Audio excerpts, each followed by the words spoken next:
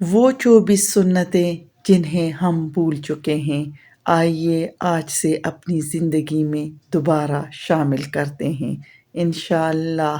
ننگے پاؤں چلنا، کبھی کبھار زمین پر ننگے پاؤں چلنا سنت ہے، اس سے انسان میں عاجزی پیدا ہوتی ہے۔ 3 انگلیوں سے کانا، رسول اکرم صلی اللہ علیہ وآلہ وسلم 3 انگلیوں سے کانا کہتے تھے۔ یہ برکت اور ادب کی علامت ہے۔ سونے کے بعد جاگنے پر چہرہ دھونا، جب نیند سے بیدار ہو تو ہاتھ سے چہرہ صاف کرے تاکہ غنودگی کے اثرات ختم ہو جائے۔ گناہ کے بعد توبہ کے 2 نفل، اگر کبھی کوئی گناہ سرزد ہو جائے تو فوراً 2 نفل توبہ پڑھیے اور دل سے توبہ کریے۔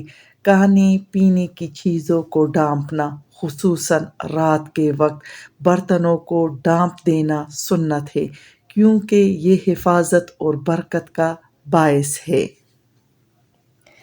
مسواک کرنا، نبی کریم صلی اللہ علیہ وآلہ وسلم نے فرمایا، اگر میری امت پر مشقت نہ ہوتی تو میں انہیں ہر نماز کے بعد مسواک کرنے کا حکم دیتا، لہٰذا کوشش کریں کہ باقاعدگی سے مسواک کریں۔ کسی کے گھر جانے سے پہلے اجازت لینا، کسی کے گھر داخل ہونے سے پہلے 3 بار اجازت طلب کریں، اگر اجازت نہ ملے تو واپس چلے جائیے۔ گھر سے نکلتے اور داخل ہوتے وقت 2 رکعت پڑھنا، یہ عمل برکت اور حفاظت کا ذریعہ بنتا ہے۔ مؤذن کے الفاظ دہرانا، جب اذان سنی جائے تو مؤذن کے الفاظ دہرانا سنت ہے۔ بچوں کو دیکھ کر مسکرانا اور سلام کرنا، یہ محبت پھیلانے اور دلوں کو جوڑنے کا بہترین طریقہ ہے۔ سفر کے دوران ذکر، اوپر چڑھتے وقت اللہ اکبر اور نیچے اترتے وقت سبحان اللہ کہنا سنت ہے۔ ہر مسلمان کو سلام کہنا، چاہے آپ اسے جانتے ہو یا نہ جانتے ہو، سلام عام کریں۔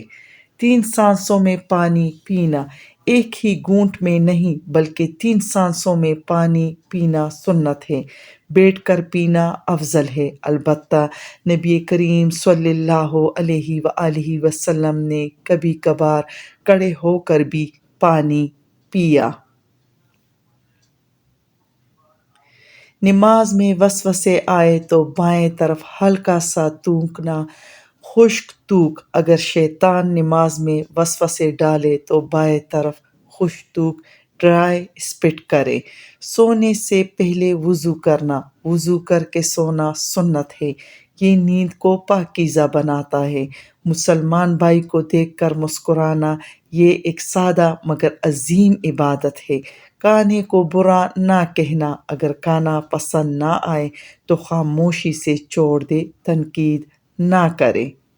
اذان کے بعد دعا کرنا، اذان ختم ہونے کے بعد دعا قبولیت کا وقت ہے۔